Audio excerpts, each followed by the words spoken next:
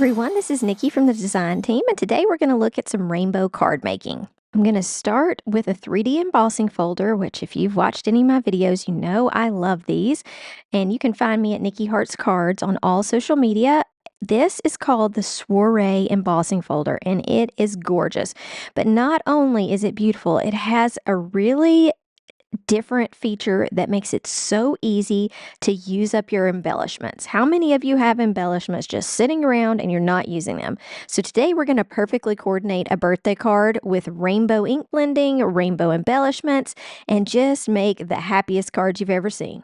So you see I have 6 colors here. Each is a little bit lighter version of the next, and I'm picking out my lightest versions. So my lightest blue, my lightest pink, and my lightest yellow. I'm still going to use those darker ones in this card, but what we're going to do is before we put this through the embossing folder, we're going to use our light colors. Now we'll start with pink champagne. I'm using blending brushes, and I'm going to create stripes that are diagonal. So I'm just laying down a lot of ink because we're only using 3 colors. You want to try to go darker and then fade out your color so that we can mix the colors to create all of the colors of the rainbow. Now, of course, you could use multiple colors, like use all the colors of a rainbow, but I really like the subtle effect you get when you're using just 3 colors, and as you overlap them, they make the rest of the rainbow. So it's just a really fun technique for me. Once you've got this where you want it, we're going to go ahead and start making stripes. So now I'm going to add the yellow color. And this color is Whipped Honey, which I'll pop up.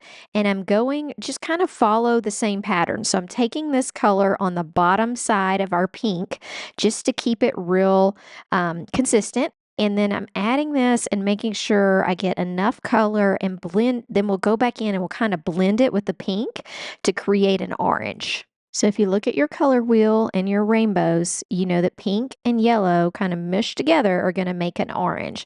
So I'm coming back in with some pink and I'm just making that more obvious. So you can go over these as many times as you want. We are going to do something after we put this through an embossing folder that's going to add even more color. So I'm just making sure that the colors blend well and that I'm seeing a little bit of that orange pop up. The last part of this base is adding the blue in, okay? And we want our blue to go down the area that's white, but we also want it to blend out into the yellow. It's blue and yellow make green. And then we want it to blend over into the pink to create a subtle purple. So just remember, it's so fun to do a rainbow with just 3 colors. You really can, with blending, do so much with just those few colors. So if you don't have a lot of colors, don't worry. We can always combine them and mix them.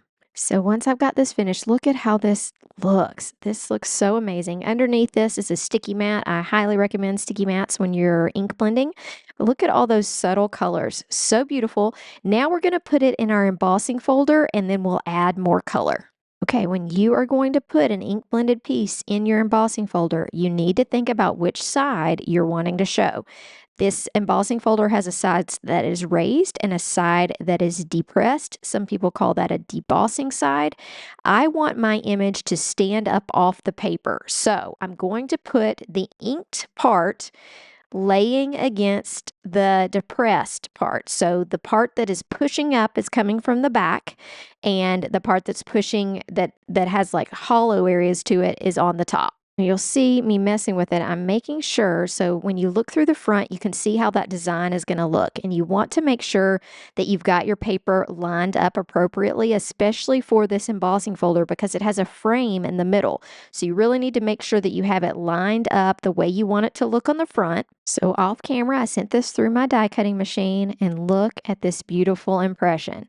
Raised up, beautiful rainbow. We're going to make it even more awesome. So grab the sticky mat again and apply your piece here. We're just going to add a little bit more color, and we're going to use the darker colors. You remember how we picked 2 of them? We're going to go over these areas on the embossing folder with the darker inks just to make them more bold. So I'm going to start with yellow. I don't know why I picked yellow, but I did. And that is Shea Butter. And I'm just adding this over the area. And we're just going to make a more intense rainbow, plus those areas that stick up are just they pick up the ink a little bit different, and it really gives it a cool look.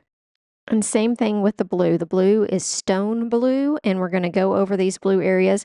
You do have to make sure that you're careful to kind of stay in your lane so you don't take you keep a blue element there and don't cover up any of your elements. But I'm just gently going over this area.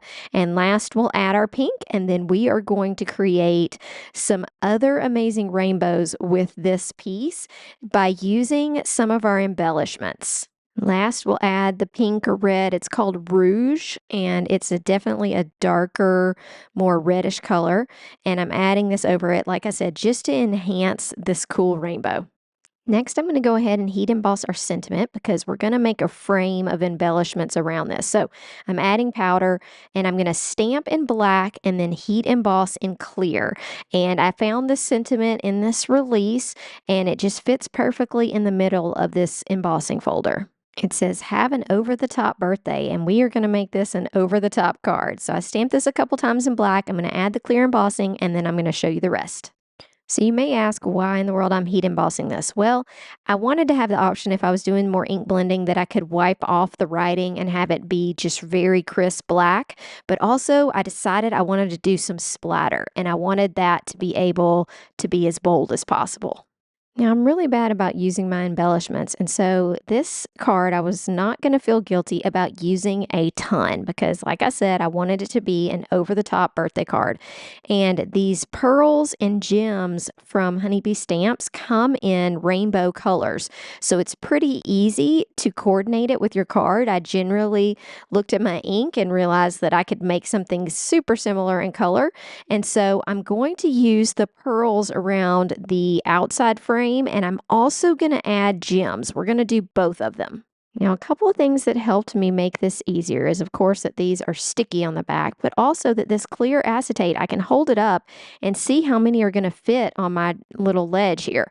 So I can also kind of mark the center, which I love to do when I am sticking something down. So I've got the edge, and then I can hold up a little ruler just to keep everything straight, and I can use my acetate piece to figure out where the center is. I know I'm going to do orange right here, and so I can add those little gems and kind of keep them pretty easily spaced out just by using the spacing that is on the piece of acetate. So I'll illustrate this by going back and filling in. So a lot of times I'll mark the center, and then I go back and fill in the other dots. And some of these I add a little bit of glue if I've been touching them or they're not sticky because I've been handling them too much. But if you grab them right off the paper, it's pretty easy. They have it's almost like little glue dots on the back of them. So you don't have to do a whole lot of extra unless you're just touching that sticky part, which granted, sometimes I do.